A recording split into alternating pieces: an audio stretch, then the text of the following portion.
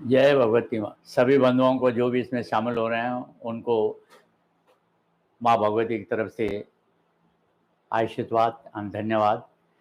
मैं Lokchand Hari Ramani station superintendent retire हूँ और सिंधी पंचायत का अध्यक्ष हूँ। मैं आज आपको नशा मुक्ति के बारे में बताने जा रहा हूँ। सबसे पहले मैं आपसे ये बताने की कोशिश करूँगा कि ये तंबाकू का जो प्रयोग है वो हमारे समाज में कहाँ से और किस प्रयोजन से हुआ। पहले के ज़माने में जब ये इतना डेवलपमेंट नहीं था, तो गाँवों में लोग आते जाते थे, तो उनको बैठने के लिए जो बैठक थी, जो विशेष करके मतलब वहाँ का जो बड़ा आदमी होता था, कोई व्यापारी या कोई सरपंच या कोई मुखिया, उसकी बैठक हुआ करती थी। वहाँ पे आके लोग ठहरते थे और बातचीत करने का एक मतलब रवैया था और वहाँ पर हुक्का से मतलब चलता था। वहाँ लोग जो है पहले हुक्का पीते थे। हुक्के में क्या था कि तंबाकू मतलब भर देते थे और ऊपर जो है अग्नि रख लेते थे और अग्नि के थ्रू और नीचे पानी रहता था। तो जो तंबाकू का मतलब तत्व था वो ठंडा होके आता था और लोग पीते थे। वो कम नुकसानदायक था। वो 5 या 10% ही नुकसान करता था और उस बहाने लोग आपस में इकट्ठे होते थे और आपस में मिलने-जुलने का एक कार्यक्रम चलता रहता था। और उस समाज में के उठने-बैठने, उस गाँव के बारे में कई चीज़ें डिस्कशन होती रहती थी और वो हुक्का जो है वो घूमता रहता था। कभी किसी ने पिया, कभी किसी ने पिया, इस तरह से मतलब है इसका प्रजनन चलता रहा। जैसे-जैसे हमारे समाज का डेवलपमेंट होता गया, अर्थव्यवस्था बदलती गई, तो मतलब जो है उसकी जगह पर चिलम की जगह पर बीड़ी का प्रचलन हुआ और बीड़ी को चलाने के लिए बड़ी-बड़ी कंपनियाँ आई। वो एडवर्टाइज़मेंट करके मुफ़्त में मतलब ये बीड़ियाँ बाँट-बाँट करके लोगों को पिलाती थी और लोग जो है उसको मतलब बड़े धीरे-धीरे चार-चार और फिर धीरे-धीरे लोगों में पीने की आदत पड़ गई। पहले के टाइम पे गलियों में मतलब बाज़ारों में लोग डंडों पे खड़े करके एडवर्टाइज़मेंट करते थे। जब इकट्ठे हो जाते थे लोग बहुत सारे, तो उनको बीड़ी का जो ट्रेडमार्क था, उस ट्रेडमार्क की बीड़ियाँ सौंपते थे फ्री ऑफ चार्ज, बिना किसी पैसे लिए हुए और कहते थे, "ये पी के देखो, ये हमारी बीड़ी बहुत अच्छी है, ये है।" इस तरह से करके इस समाज में बीड़ी का प्रचलन जो है, वो शुरू हो गया। धीरे-धीरे और अर्थव्यवस्था वही, तो जो भी मत उसके बाद में जो है, बीड़ियों का प्रचलन हो गया। लोगों को मतलब बीड़ियाँ पिलाना सिखा दी गई और लोग जो है बीड़ी पीने में हो गए। फिर धीरे-धीरे मतलब और श्रद्धा बढ़ी तो सिगरेट का प्रचलन चल गया। वो थोड़ा उससे और भी ज़्यादा नशीला हुआ करता था। उसके पैसे की कीमत भी ज़्यादा हुआ करती थी। तो इस तरह से ये तम्बाकू का जो है हमारे समाज में एक ज़हर फैलता गया और ये ज़हर इतना फैल गया, कई दिनों के कई बीमारियों को जो है इसने जन्म दिया। टीबी को, कैंसर्स को, न जाने दुनिया भर की और भी कई बीमारियों को जो इस तम्बाकू ने जन्म दिया। लेकिन इसके बावजूद भी गवर्नमेंट का कभी ध्यान इसकी तरफ नहीं गया, इसको किस तरह से बंद किया जाए। लेकिन अब गवर्नमेंट इसकी तरफ से भी ध्यान है और हमारा समाज भी थोड़ा-सा जागरूक हो गया है और वो चाहता है इसका निवारण हो। क्यों? इस नशा मुक्ति से ये एक नशा बीड़ी तम्बाकू का नहीं है, नशे कई तरह के हैं। मैंने तो सिर्फ़ आपको इसकी एक हिस्ट्री बताई है कि इससे मतलब देखते हैं और ये फिर लेबर में मतलब ज़्यादा पड़ गया, लेबर में ज़्यादा पड़ गया। लेबर को जभी भी कभी रेस्ट मिलने के लिए कोई टोकता था, तो मतलब बीड़ी पी लेता था, तो मज़दूर यही कहता था, "साहब बीड़ी तो पीने दो।" और इस तरह से ये बीड़ी का और सिगरेट का प्रचलन होता गया और बीमारियों का अंत से बढ़ती गई, धीरे-धीरे बढ़ती गई। लोगों गवर्नमेंट को मालूम पड़ा ऐसे टीबी होती है, कैंसर होता है, तो गवर्नमेंट ने भी कुछ ध्यान दिया। कुछ संस्थाओं ने भी इसके प्रति अपनी जागरूकता जताने के लिए बहुत से प्रयोग किए हैं। इसी तरह से अब हम शराब पे आते हैं। जब हम मतलब शराब का प्रयोग करते हैं, तो सिर्फ़ हमारी स्वयं की ही हानि नहीं होती, बल्कि हम समाज के साथ-साथ में और भी कई चीज़ों को हमारी घर गृहस्थी भी बिल्कुल बदल जाती है। क्यों? कि पहले तो हम जो नशा मुक्ति हुआ करता ना, दारू की जो इज़्ज़त होती थी, वो पार्टी और में उसमें होती थी, लेकिन उसके बढ़ते-बढ़ते अब वो समाज का ये बहुत बड़ा एक अवगुण हो गया। अब हर आदमी थकता है तो लगता है कि नशा कर लो, मतलब जैसे थकावट दूर हो जाएगी। किसी का ख्याल है कि ऐसा होता है कि तो हर व्यक्ति के सोच के अलग-अलग सोच के कारण से शराब का भी प्रचलन बढ़ता जा रहा है और इस प्रचलन से बढ़ने से कई घर जो हैं बर्बाद हो गए। पहले मतलब आदमी थोड़ा-थोड़ा पीता है, फिर जैसे-जैसे बढ़ता जाता है, घर के बर्तन और घर के मतलब चीज़ें बेचना शुरू कर देता है।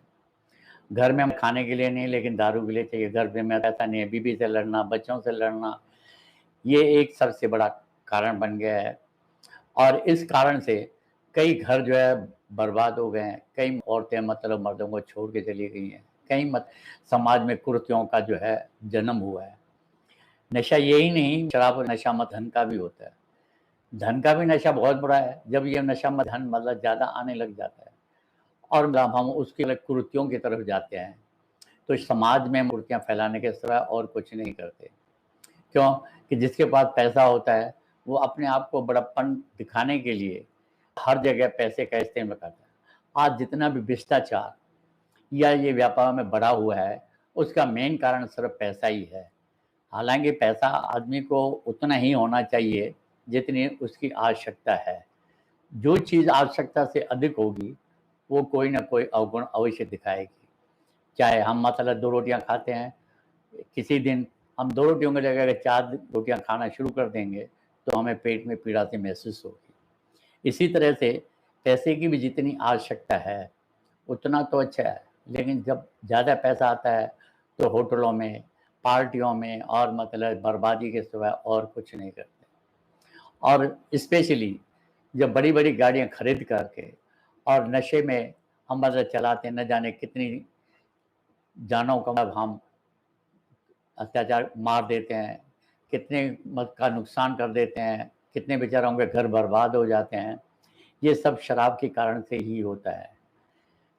तो इसीलिए हम सबसे प्रार्थना करते हैं कि जहाँ तक हो सके, वहाँ तक नशा मुक्ति का ध्यान रखें। जिससे तम्बाकुओं का अगर ध्यान रखोगे, तो आपको कैंसर और टीबी से छुटकारा मिलेगा। शराब से अगर आप मतलब ना तो उससे आप ये भी फेफड़ों को जलाते हैं, हार्ट हार्ट बीमारी के लिए, कैंसर के लिए ये भी विशेष है। और जितने भी घर की बर्बादियाँ होती हैं, जितने भी हमारे बाल-बच्चे पढ़ नहीं पाते हैं, बेचारे आगे नहीं बढ़ पाते हैं और बेरोज़गारी और ये जो बढ़ने हैं, उसका मेन कारण जो है, वो शराब का है। शराब का रेशो अगर इस पर देखा जाए, तो कम से कम नहीं, तो 70-75% लोग जो हैं, इस शराब की इल्लत से घिरे हुए हैं। ये सभी शराब के इल्लत से घिरे होने के कारण से गरीबी, बीमारी और ये जितनी भी चीज़ें हैं, ये समाज में डेवलप होती हैं और उन डेवलप होने के कारण से हम लोगों में जो है, एक गरीबी और एक डिप्रेशन सा आ जाता है और हॉस्पिटलों की तादाद और डॉक्टरों की बढ़ती जाती है। पैसा होता नहीं है, फिर भी मतलब हम उनका यूज़ करते हैं। फिर इसका रिज़ल्ट क्या होता है कि हम चोरी-चकाटी, गुंडागर्दी करके इस पैसे को हासिल करते हैं और फिर इसको शराब में और इसमें लगाते हैं। अगर ये हमें इल्लत शराब की इल्लत पे गवर्नमेंट का भी कंट्रोल हो, गवर्नमेंट भी इसको पूर्ण करे और सामाजिक संस्थाएँ भी इसकी तरफ ध्यान दें, तो इससे कई चीज़ें बंद हो जाती हैं। बलात्कार, ये सभी चीज़ें, एक्सीडेंट, ये ज़्यादातर जो हैं, वो सब शराब के नशे के कारण से होते हैं। कइयों के घर बर्बाद हो जाते हैं, नशे के कारण से। कोई नशे में आकर के और कुछ फटांग काम कर बैठा, उसको जेल हो गई, उसका घर कहाँ से चलेगा? उसके बच्चों की पढ़ाई कहाँ से होगी? उसके खाने-पीने के साधन का मतलब से क्या होगा? ये सारी चीज़ें, ये हमें मतलब निश्चित कराती हैं कि हम इसको किसी भी तरह से, जहाँ तक भी हो, सामाजिक दृष्टिकोण से इसको बचाएँ और ज़्यादा से ज़्यादा लोगों को प्रेरित करें कि वो इस शराब से और तम्बाकू के व्यसन से दूर रहें। इसको हटाने के लिए क बहुत-बहुत से दवाइयाँ भी निकल चुकी हैं। जिन लोगों को अगर ये मुझसे होता है कि हमारे घर में कि कोई नशा करता है लेकिन छुटकारा नहीं मिल रहा है, तो कोई भी दवाइयों का प्रयोग ले सकता है। ये दवाइयाँ मेडिकल्स में मिलती हैं, आयुर्वेदिक भी हैं और एलोपैथिक भी हैं और ये जो है सारी चीज़ें आप गायत्री परिवार से भी मतलब कॉन्टैक्ट करके प्राप्त कर सकते हैं और उनको नशा मुक्ति से मुक्त कर सकते हैं। बहुत सारी हॉस्पि हैं जहाँ पर लोगों को भर्ती करके और उनको नशा मुक्ति से मुक्त किया जाता है। कई इंजेक्शंस भी हैं जो लगाने से लोगों को शराब और इनसे मुक्ति मिलती है। लेकिन इस सब के लिए समाज में हमारा ये दायित्व बन जाता है कि अगर कोई इन चीज़ों का उपयोग नहीं जानता है तो हम ज़्यादा से ज़्यादा उस उपयोग को बढ़ावें, उनको सोचना दें कि तुम्हारे घर पे ऐसा है, इसीलिए आप इसको हॉस्पिटल में एडमिट करवाओ, या ये मतलब नशे की दवा जो है वो इनको खाने में खिलाओ, ताकि वो उससे और उसका घर पनपता रहे और गरीबी दूर हो सके। इस नशे के कारण से ही बहुत सारे बलात्कार और आजकल कॉलेजों में और स्कूलों में इसका इतना प्रचलन हो गया है कि इसके साथ में कई और भी नशे हो गया। शुगर, व्हाइट शुगर, ये जिन दुनिया भर की जो नशीली चीज़ें आती हैं, वो सारों का मतलब जो है कॉलेज के बच्चों से मतलब शुरू से प्रयोग किया जाता है, सिखाया जाता है उनको, और उनमें ये आदत डाली जाती है, और कभी ये जितनी भी आदत पड़ जाती है उसके बाद में वो उस नशे के प्रति इतने प्रचित हो जाते हैं कि मरने के लिए तैयार हो जाएँगे, लेकिन उसकी वो आदत नहीं छूटे, उनको चाहिए ही वो। और वो किसी तरह भी उसको हासिल करने के लिए हर तरह का प्रयत्न करने के लिए तैयार रहते हैं। चाहे वो चोरी कर लेवें, किसी को डकैती मार लेवें, जेब काट लेवें, विभिन्न तरह के जितने भी कार्य हैं, ये सारे मतलब जो है इसी के कारण से होते हैं। इसी तरह से धन का भी नशा होता है। जब आदमी के पास धन ज़्यादा आ जाता है, तो वो भी इसका दुरुपयोग करता है। वो अपने कानून को जो सर बने हुए हैं, उनको भी अपने हाथ में लेने की कोशिश करता है, और सब जगह भ्रष्टाचार का कदम जो इस वक़्त बढ़ा हुआ है, अब धीरे-धीरे उसमें भी सुधार हो रहा है। गौर उसमें भी काफ़ी ध्यान दे रही है। इन सब चीज़ों पे हमारी सरकार और जो भी मतलब संस्थाएँ हैं, सामाजिक संस्थाएँ हैं, ये इनकी तरफ अगर सचेत रहें, तो ये हमारे यहाँ से कई बुराइयाँ दूर हो सकती हैं। और इन बुराइयों के कारण से ही हमारे समाज के कई टुकड़े हुए हुए हैं। क्यों? कि जो चीज़ छोटे लोग हैं, वो ज़्यादातर बीड़ी, सिगरेट और इनसे इससे हम नफ़रत करके उनसे दूर रहने की कोशिश करते हैं। दूर रहने की बजाय हम उनको मतलब सुधारने की कोशिश करें, तो हमारा समाज में काफ़ी सुधार हो सकता है। बनिस्बत कि हम उनको समाज से अलग कर देते हैं, तो हमारे समाज और जो दूसरे वाले समाज हैं, जो छोटे वाले समाज हैं, वो उनको अपने समाज में मिलाने के लिए तैयार बैठे हुए हैं, और वो उनको किसी भी तरह की मदद करके अपने समाज में ले लेते हैं, जिससे हमारे हिंदुओं की संख्या जो है दिनों-दिन कम होती जाती है।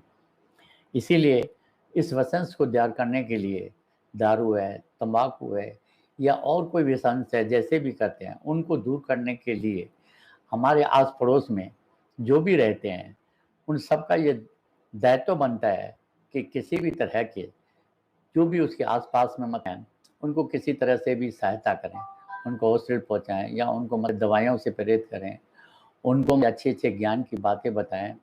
अगर ये समाज सुधर जाएगा, तो समाज को नहीं, हम सबको ही फ़ायदा है, और आगे एकता का जो सुतूर है, वो बना रहेगा। नहीं तो ये दिनों-दिन जो हमारे समाज में पहले से जो फूटें आ रही हैं, समाज के जो टुकड़े हो रहे हैं, उसका भी बेस कारण ये इल्लतें ही हैं, ये आदतें ही हैं, और इन आदतों के कारण से ही हम समाज से दूर होते चले जा रहे हैं, और दूर होने का नतीजा ये है कि बहुत से जो अवगुण हैं, वो हमारे जीवन में प्रवेश कर जाते हैं, और उन अवगुणों का जो है समाज पे बहुत असर पड़ता है। हालाँकि समाज ये महसूस नहीं करता है, ये कहता है कि ये इनकी आदतें हैं। ये वास्तविक बात सही है, कोई किसी को जब जन्म लेता है तो कोई आदत नहीं होती है। धीरे-धीरे समाज में जिस तरह से वो रहता है, जिस वातावरण में वो रहता है, जैसे उसकी यारी दोस्ती होती है, उसी के कारण से ही वो उस संगत का असर उस पे दिनों-दिन पड़ता जाता है, और जैसे-जैसे वो बड़ा होता जाता है, वैसे-वैसे वो संगत जो है, उस पे इतनी इफ़ेक्टेड और रंग कर देती है, गहरा हो जाता है कि उस समाज से निकलना उसका बड़ा, और इसी कारण से वो जो है गलत समाजों में फँसने के कारण से अपना भी नुकसान करता है और समाज का भी नुकसान होता है। इसीलिए सबसे प्रार्थना है कि वो मतलब जितने भी आपके आस-पास लोग रहते हैं, उनका हम ध्यान से ध्यान दें कि किसमें क्या हालत है, और उनको मतलब हम मिटाने की कोशिश करें, तो बहुत कुछ सुधार हो सकता है। इसे इन चीज़ों से शारीरिक हानि तो होती ही है, पैसे की हानि भी होती है और पैसे की हानि होने के कारण से समाज में गरीबी आती है। गरीबी आने के कारण से मतलब जो है कई कुरीतियाँ जो है वो समाज में पनपती हैं। क्यों? गरीबी ही एक ऐसा अभिशाप है कि मतलब जब आदमी को भूख लगती है तो अपनी भूख को मिटाने के लिए चोरी भी करता है, गलत काम भी करता है और इन सब से बचने के लिए एक ही है कि जहाँ तक हो सके ज़्यादा से ज़्यादा हम लोगों को इस चीज़ों से अलग रखें और इनको ये कहें कि इन व्यसनों से दूर कैसे हुआ जा सकता है। मैंने आपको बताया कि इसके लिए कई दवाएँ भी आती हैं, कई हॉस्पिटल भी हैं जिनमें इनके लिए में गवर्नमेंट की तरफ से भी बहुत सी सुविधाएँ हैं आजकल प्रदान की गई हैं नशा मुक्ति के लिए और सबसे ज़्यादा जो है वो गायत्री परिवार इसमें अग्रसर है और वो इसको नशा मुक्ति को दूर करने की योजना है। नशा मुक्ति के लिए दिनों दिन कार्यक्रम भी करते रहते हैं, जिनमें लोगों को बहुत सी जगह नशा मुक्ति के कार्यक्रम भी लगाते हैं, लोगों को मतलब टीवी माध्यम से भी समझाते हैं। तो गायत्री परिवार का इसमें बहुत रोल है और बहुत अच्छा रोल है। हम उनसे उम्मीद करते हैं कि वो इस तरह की नशा हटाने के लिए अपने प्रयत्न करते रहें और लोगों को भी इसके लिए आमंत्रित करते रहें और लोग भी इसमें अपना सहयोग करते रहें। तो बहुत सारी बीमारियाँ, बहुत सारे चीज़ें हैं, वो इस समाज से निकल सकती हैं और एक अच्छे समाज का निर्माण हो सकता है। अच्छे समाज निर्माण करने के लिए ये ज़रूरी है कि पढ़े-लिखे या जो भी अच्छे लोग हैं, वो समाज में आगे आकर के गरीबों को हर तरह से मदद करें। उनके में जो डिप्रेशन्स हैं या जिनकी तरफ उनका वसंस में फँसे हुए हैं, उन वसंसों में उनको निकालने का प्रयत्न करें और उसमें जितनी भी सफलता मिलेगी, वो समाज के हित में ही रहेगी। इसीलिए आप सब भाइयों से और देखने वालों से भी ये मेरी प्रार्थना है कि आपके आस-पड़ोस में अगर कोई इस तरह के लोग हैं, जो नशा करते हैं, तो हमारा ये फ़र्ज़ बन जाता है कि हम नशा मुक्ति से उनके प्रति भाव रखें और उनको प्रेम से समझाएँ और विभिन्न प्रकार की जो दवाइयाँ हैं, उनका उपयोग उनको बताएँ। तो मतलब जो है, मैं सभी समाजों से ये प्रार्थना करूँगा और उनको ये आह्वान करूँगा कि वो ज़्यादा से ज़्यादा नशा मुक्ति में सहयोग करें और लोगों को इसके बारे में बताएँ कि भाई आपकी गरीबी का कारण, आपकी बीमारी का कारण जो है वो ये नशा ही है। अगर आप इसमें मतलब सुधार कर लेंगे तो आपका शरीर स्वस्थ रहेगा, आपको बीमारियों में सावधान मिलेगी, बीमारियाँ मतलब कम हो जाएँगी और आपकी गरीबी कम हो जाएगी क्योंकि आपको पैसा उसमें नहीं लगाना पड़ेगा। आप अच्छी तरह से अपना सामाजिक और जहाँ पर भी नौकरी करते हैं वहाँ आराम से कार्य कर सकते हैं। इन सब के लिए ये ज़रूरी है कि जहाँ तक हो सके आदमी नशे से अलग रहे। लेकिन हम देखते हैं कि ये नशा जितने भी मतलब जब प्रचार और प्रसार चल रहा है, उसके बावजूद दिनों-दिन स्कूल और कॉलेजों में इसकी संख्या बढ़ती जाती है, कंपेयर टू कम होने के कारण। उसका सबसे बड़ा कारण यही है कि कुछ लोग जो पैसे के पीछे पड़े हुए हैं, वो इन लोगों बच्चों को साधन बना करके और बड़े-बड़े घरों के जो लोग हैं, जो लड़कियाँ हैं, लड़के हैं, उनको इसकी आदत डालने की कोशिश करते हैं और अपना उल्लू सीधा करते हैं। तो हम लोगों का माँ-बाप का भी ये धर्म हो जाता है कि अपने बच्चों के ऊपर ध्यान दें कि कोई हमारा बच्चा किसी गलत संगत में तो नहीं फँस गया। हम बिज़नेसमैन होते हुए भी ज़्यादातर समय जो है दुकानों में और इधर-उधर में ही वेस्ट कर देते हैं। बच्चों के ऊपर हमारा ध्यान बहुत कम जाता है। अगर हम थोड़ा-सा समय निकाल कर के अपने बच्चों के साथ में बितावें, तो हमें उनकी आदतों का बहुत कुछ ज्ञान हो जाएगा कि हमारे बच्चे कौन-सी दिशा में जा रहे हैं और जब उनकी हम दिशा डाइवर्ट करेंगे, उनको अपनी तरफ मतलब जो है प्रेम से और उनसे आकर्षित करेंगे, या उनमें कोई लत पड़ गई है और वो बता देते हैं, तो हम उनको पहली स्टेज पे ही चाहे दवाई से या हॉस्पिटल के तरीके से या डॉक्टर से सलाह लेकर के भी उनको इस स्वर्ण मुक्ति की जा सकती है। इसी बारे में आगे भी हम यही आशा रखते हैं कि हर माँ-बाप को अपने बच्चों की तरफ विशेष ध्यान देना चाहिए और कम से कम आदमी जितना कमाता है, उसमें से कमाई में कुछ फ़र्क नहीं पड़ेगा अगर घंटा आध घंटा वो जल्दी बंद करके अपने बच्चों के साथ में घूमने का, इधर-उधर मतलब जाने का, तो बच्चे खुल के माँ-बाप से बात करेंगे और जब माँ-बाप से खुल के बात करेंगे, तो उनके जो वसंस है, उनमें जो बुराइयाँ हैं, उन बुराइयों का हमको थोड़ा सा बहुत संदेह धीरे-धीरे मिलता जाएगा और जितनी गहराई में हम जाएँगे, बच्चे उतने ही धीरे-धीरे खुलते जाएँगे और जो उनमें गुण दोष हैं, वो बताने की कोशिश करेंगे। अभी तो क्या है कि वो डर के मारे किसी भी माँ-बाप को या अपने को किसी को बताते नहीं हैं और न बताने के कारण से वो उसमें इतने गहरे फँस जाते हैं कि उसके बाद में उनसे निकलना ही मुश्किल हो जाता है और अंत में कारण ये बन जाता है कि उनको अपनी आत्महत्या करनी पड़ती है। जैसे एक अजमेर का केस ही था जिसमें 250 लड़कियाँ मोहम्मडन सिनेमा तले जो है उनके साथ रहा करके और उनको अपने कब्ज़े किया जिसमें मतलब केस भी चला था, बहुत चले थे। लेकिन उनमें से कइयों माँ-बापों ने इसलिए मतलब जो है केस करना इनकार कर दिया कि प्रेस्टी का सवाल है, हमारी मतलब जो बच्चों की प्रेस्टी का सवाल है। सिर्फ़ उसमें से 11 लड़कियाँ ऐसी हुई जो आगे आकर के और उन्होंने केस किया और जो भी फँसे हुए थे उनको जेल हुई, लेकिन 10 साल की और 10 साल के बाद में मोहम्मद अली फ्री हो गए जबकि इतना बड़ा कांड था और राजस्थान का ही था। लेकिन फिर भी उसकी तरफ गवर्नमेंट की तरफ से उस पे कोई भी ऐसा ध्यान नहीं दिया गया कि आगे उसका क्या किया जाए। आज भी वही लोग उसी दरगाह में आज भी और हमारे हिंदू उसी दरगाह में आज भी मतलब जाते हैं।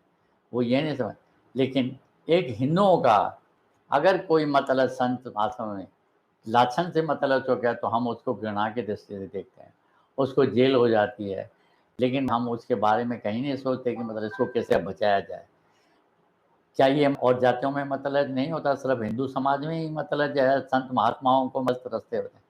अपने से तो कई और जातियाँ हैं और समाज हैं, जिनमें मतलब हमारे हिंदुओं से कई ज़्यादा गुने ये बलात्कार और ये चीज़ें होती हैं।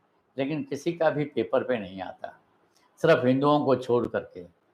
अगर आता है तो हिंदुओं का ही है। क्यों? कि हिंदू इतने कमज़ोर हैं। कश्मीर का इतना बड़ा अफ़वाह चला, पंडितों को मतलब रातों-रात मतलब भगा दिया गया, लेकिन किसी हिंदू के सिर पर बाल नहीं हिला, किसी को महसूस नहीं हुआ। लेकिन आज जब मतलब 370 धारा लग चुकी है और ये होता है, उसके बाद में भी कोई हिंदू अभी तक इतनी आस्था नहीं कर सकता कि वहाँ मैं मत रह सकूँ। क्यों? कि हमारी गवर्नमेंट की पॉलिसियाँ जो हैं, लोकल गवर्नमेंट की जो पॉलिसियाँ हैं, वो इतनी हैं कि हिंदुओं के प्रति उनका मेरे एक हिंदू राष्ट्र होते हुए भी अपनी ज़िम्मेदारी नहीं समझते हैं, जितनी कि दूसरी जातियों की सेफ्टी की मानते हैं। वो मानते हैं कि हिंदू राज्य इसलिए हिंदुओं की तो सेफ्टी होती ही होती रहती है, होती रहेगी। पर दूसरी जातियों की सेफ्टी करो, क्यों? कि वोट तो वहीं से मिलेंगे। हिंदू तो कहाँ जाएँगे? कहीं जाने वाले हैं नहीं, मरेंगे तो यहीं मरेंगे, जिएँगे तो यहीं जिएँगे। तो ये जितनी भी चीज़ें हैं, इन सब से छुटकारा पाने के लिए हमें मतलब एकता की ज़रूरत है और एकता को मतलब विस्तार करना पड़ता है। एकता के लिए मतलब हमें हर कार्य के लिए जब हम एक मत हो जाएँगे, एक से हो जाएँगे, तो हमें हर चीज़ में आगे से आगे अनुभव होता रहेगा और आगे से आगे अपने आप मार्ग बनता रहेगा। उसी तरह से अगर हम नशा मुक्तियों को भी दूर करने का है, तो हम उसकी गहराई में जाएँ और जितनी गहराई में जाएँगे, जितनी जो मतलब जो ग्रुप्स हैं, उन ग्रुपों को अगर हम तोड़ने की कोशिश करेंगे, तो नहीं तो क्या होता है कि जो मतलब बिगड़े हुए हैं उनको सुधारते हैं, तो वो दूसरों को मतलब वो ग्रुप दूसरों को बिगाड़ देते हैं। जब तक उन ग्रुपों में जो ग्रुप ये वृत्तियों को बढ़ाने में सहयोग करते हैं, बीड़ियों में, सिगरेट में, दारू में या और तरह के मतन हैं, जितने भी हैं नशे के, उनमें ये अगर थोड़ा-सा भी मत ध्यान दें, तो उनसे हमको भी मुक्ति मिल सकती है। और नहीं तो रिज़ल्ट का होता क्या है कि हम समाज में 4 आदमी को सुधारते नहीं और 8 जो है वापस पीना शुरू कर देते हैं। क्यों? कि जो ग्रुप है उसका धंधा है और वो अपना धंधे में इतना माहिर है कि दिनों-दिन वो अपनी संख्या बढ़ाता ही रहता है, कम नहीं करता है। और कम करने के लिए हमें चौकन्ना होकर अपने आस-पास के लोगों में ये ध्यान रखना पड़ेगा कि कौन-सा ऐसा व्यक्ति है या ये फलानी चीज़ जो आती है वो कहाँ से आ रही है, कौन इसको ला के देता है या कहाँ से है। इनकी चीज़ों को जब तक हम उनके अंदर की चीज़ों को नहीं रोकेंगे, तब तक इस समाज को आगे बढ़ाना बड़ा मुश्किल है। क्यों? कि इस वक़्त हमारे पीछे इतनी सारी की कुरीतियाँ फैली हुई हैं, हर क्या हम एक कुरीति को दूर करते नहीं तो दूसरी मुँह फाड़े हुए खड़े रहती है और हम उस कुरीतियों को फँसते जाते हैं और फिर दोष जो है वो हम अपने समाज को ही देते रहते हैं। क्यों? पर वो समाज हमारा समाज हम लोगों की कुरीतियों को नहीं बढ़ाता है। कोई माँ-बाप नहीं चाहेगा कि मेरा बेटा या मेरी बेटी कुरीति में फँसे। लेकिन फँसाने वाला कोई दूसरा ही होता है। ठीक उसी प्रकार हमारे समाज में भी जो दूसरे समाज के लोग हैं, जो हमारे समाज के एंटी हैं, जो हमारे समाज को किसी भी तरह से गिराना चाहते हैं, वो सारी कुरीतियाँ एक समय था जबकि किसी के बेटे को अगर किसी राजा महाराजा या किसी साहूकार के बेटे को बिगाड़ना होता था, तो उसको दारू पिलाना शुरू कर देते थे। और रिज़ल्ट क्या होता था, वो दारू पीते-पीते इतना हो जाता था कि घर-बार सब कुछ बेचते थे, सब बर्बाद हो जाता था। और उस आदमी को उससे खुशी मिलती थी कि मैंने कम से कम उस आदमी का घर तो बर्बाद कर दिया, लेकिन उस वक़्त क्या था कि वो लोकल लोकल बेसिस पे था, इसीलिए मैं सिम पे था। अब वो लोकल बेसिस ने अब आगे के बढ़ गया है। अब ये है विस्तार जो है वो काफ़ी आगे बढ़ गया है, जिसको रोकने के लिए हमें बहुत कोशिश। अब वो सिंपल नहीं है, इसके ऐसे पार्टियाँ बन गई हैं, ऐसी औरतों को करने के लिए गैंगें बन गई हैं, जो कहाँ से चीज़ें लाती हैं और कहाँ सप्लाई करती हैं और कैसे स्कूलों और कॉलेजों तक पहुँचती है। फिर कैसे उन बच्चों तक वो डिलीवर होती है, फिर कैसे उन बच्चों को उसके लिए लेने के लिए प्रेरित किया जाता है, फिर कैसे उनको ये सारी चीज़ें। और जब नशे में होकर वो कैसे अपने आप को सब दुखों से दूर समझता है, जबकि वो दुखों की ओर आगे बढ़ रहा है। ऐसा नहीं है कि नशा करने के बाद में तो वो घंटा 2 घंटा ही जब तक नशा तब तक वो दुनिया को भूल जाता है। लेकिन उसके बाद में तो दुनिया उसे दुगनी भारी लगती है और उसका कारण यही है कि इसीलिए वो फिर उससे ज़्यादा पीने की कोशिश करता है, फिर उससे तो ये शराब जो है, वो आदमी को इतना हार्म कर देती दिमाग से और शरीर से इतना बेडौल कर देती है कि उसकी समझने की शक्ति, उसके शरीर की शक्ति बिल्कुल क्षीण हो जाती है। कई बार हम देखते हैं कि हमारी गली-गोचों में एक शराब पीने वाला ऐसे चलता हुआ, फिरता हुआ, ऐसे नालियों में गिरता हुआ पड़ता है और गंदे पानी में गिरा हुआ देखते हुए हमको नफ़रत होती है।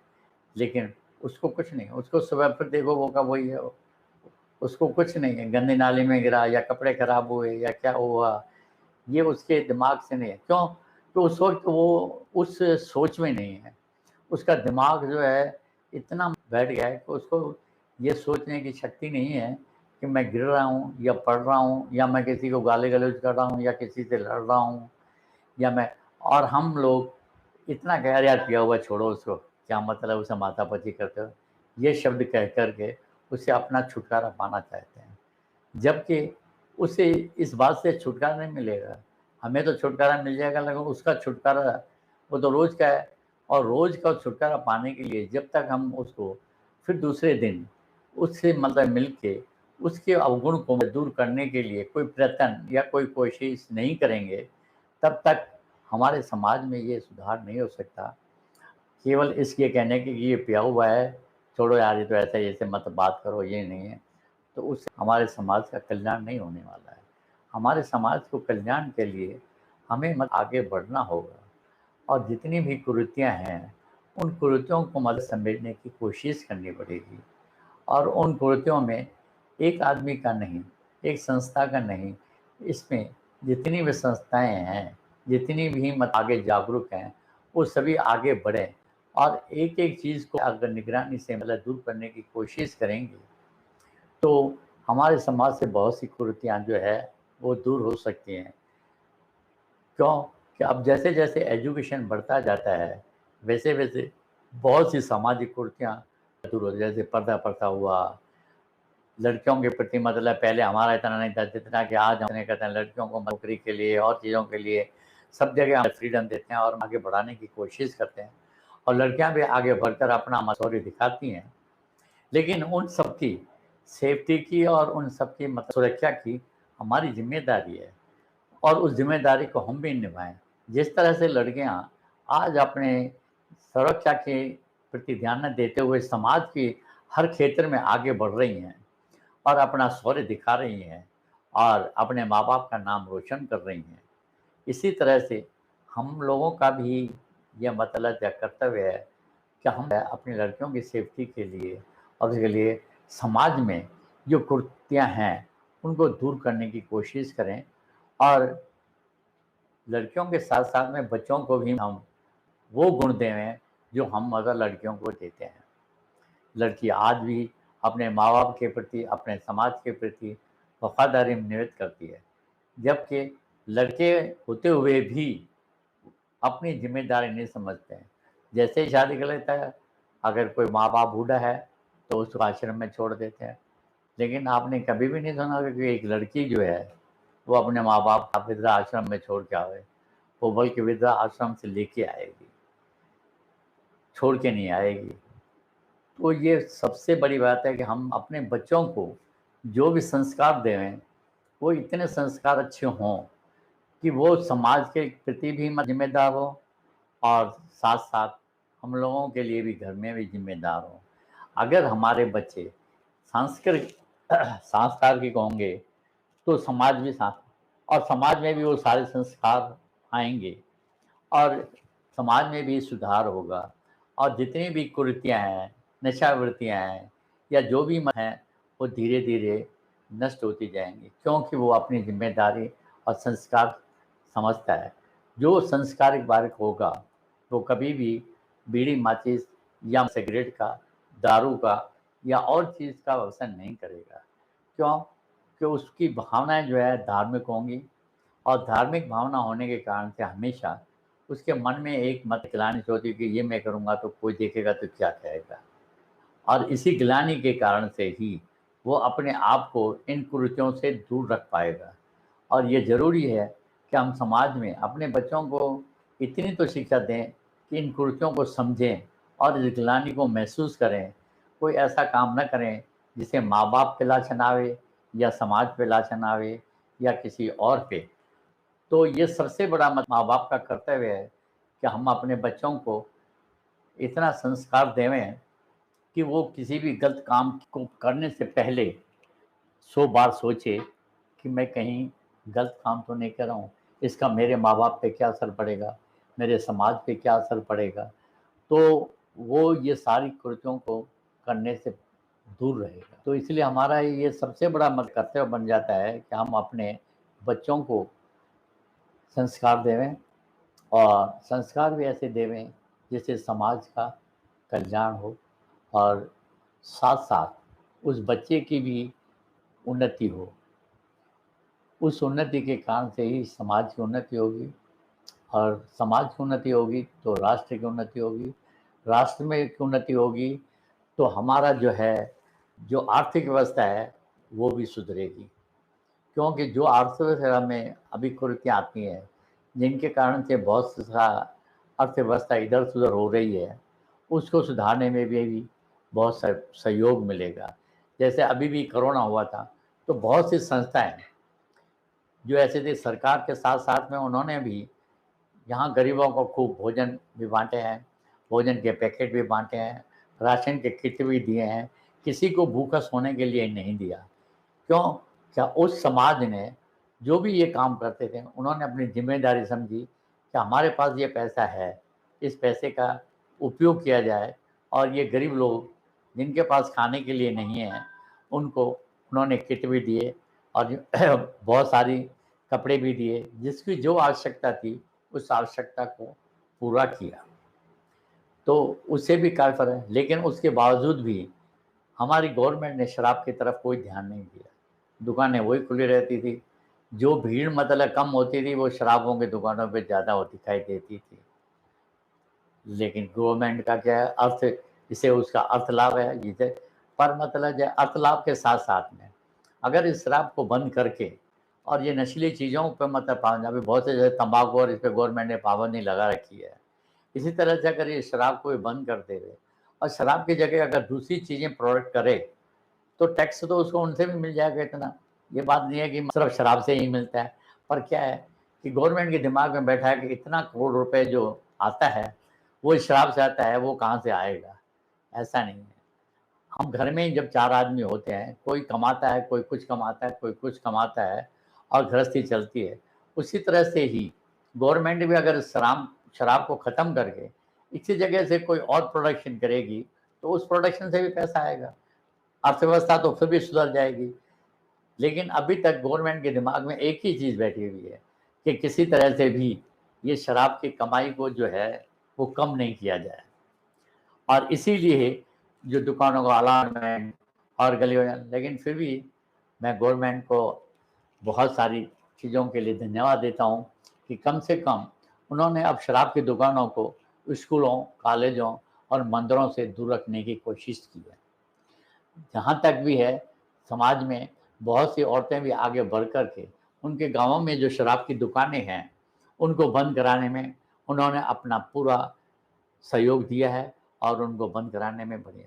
इसी तरह से अगर हमारा समाज इन कुरीतियों को हटाने के लिए एकजुट होकर के काम करता रहेगा, तो एक न एक दिन ये कुरीतियाँ खत्म हो जाएगी।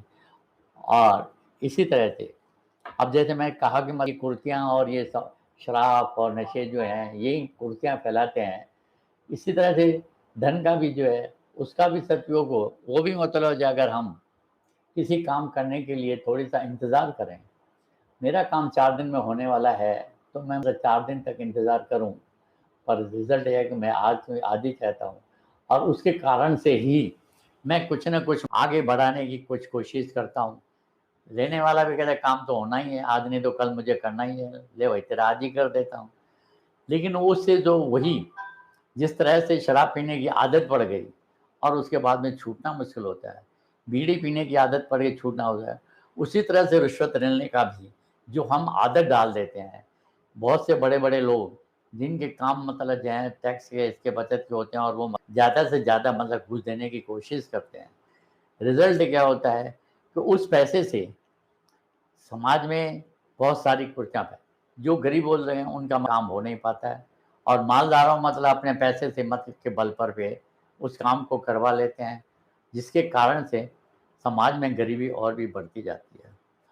लेकिन मैं उन भाइयों से भी मतलब प्रार्थना करूँगा कि आप भी इसमें सहयोग करें, जहाँ तक हो सके। काम आज नहीं तो कल तो गवर्नमेंट को करना चाहिए, इतने गवर्नमेंट ने इंस्ट्रूमेंट लगा रखे हैं, कंप्यूटर से ये वो और सारा काम जो है वो इलेक्ट्रॉन से हो रहा है।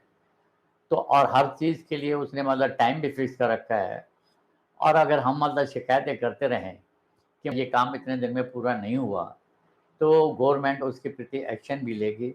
लेकिन उस एक्शन से पहले ही हम अपने हित के कारण से कुछ न कुछ दे लेके उस कार्य को करवा लेते हैं और फिर कहते हैं कि देखो हमने ये कार्य करा लिया।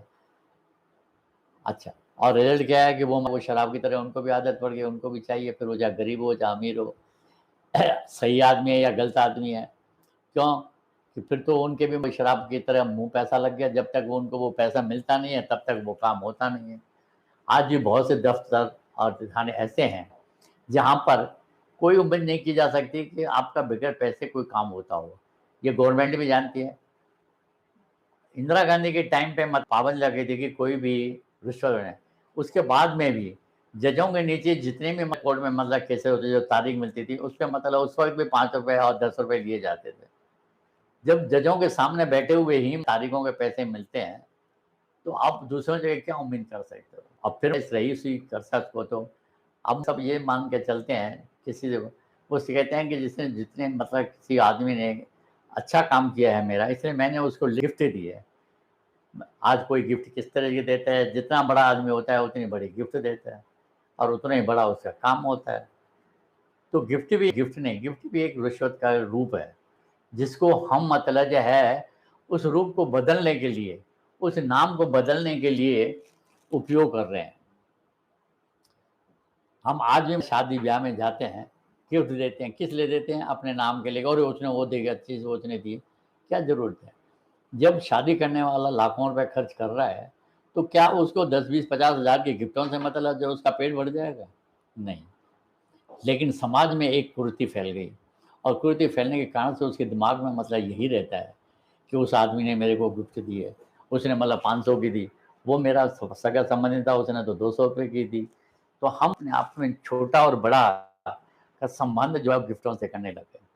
अगर इन गिफ्टों को भी शादी ब्याह में या इनमें सब में बंद कर दिया जाए, तो मैं समझता हूँ कि बहुत कुछ सुधार हो सकता है। समाज की आगे आने वाले समाज के कार्यकर्ताओं को और समाज में जो भी कार्य, उन सबका ये कर्तव्य बनता है कि इन छोटी-छोटी जो जैसे को हटाने की कोशिश करें, तो समाज में बहुत जैसे पहले मृत्यु भोज हुआ करता था गाँव में, गाँव के गाँव मर होते थे, लेकिन गाँव वालों ने और कुछ सरकार ने पाबंदियाँ लगाई। अब गाँव में भी वो मृत्यु भोज जो है बहुत कम हो गया। अब 400-500 आदमियों तक ही सीमित हो गया, पहले मतलब हज़ारों तक जाता था, 3-3 दिन तक खाना बनता रहता था। शादियों में भी पहले ऐसा ही होता था, लेकिन अब क्या है कि शहरों में शादियाँ जो होती हैं, उनमें लाखों रुपए बर्बाद किए जाते हैं, सिर्फ़ इसलिए शो और दिखाने के लिए। और उस दिखाने के पर्पज़ में जो छोटे व्यक्ति होते हैं, वो मतलब जाने के, लेकिन जब उनकी लड़की किसी बड़े से ब्याहती है, तो उनको भी उस आग का सहन करना पड़ता है, उसमें वो जलना पड़ता है। वो जानता है कि मैं इस आग में जल रहा हूँ, लेकिन उसके बाद में भी वो सारे काम करता है। तो अगर ये सारी चीज़ें समाज से ये सारी समाज की कुरीतियाँ हैं, केवल दारू पीना, बीड़ी सिगरेट या नशा मुक्ति है ना, ये दुनिया में जितने भी समाज की कुरीतियाँ हैं, वे सब एक तरह से नशा है। नशा क्या है कि जिस तरह से बीड़ी पीते-पीते आदमी को नशा हो जाता है, उसी तरह से जितने भी काम हैं, जितने भी समाज में कुरीतियाँ हैं, वो कुरीतियाँ करते-करते हम इतने नशीले हो जाते हैं कि उस कुरीति को किए बिना हम चैन से रह नहीं सकते।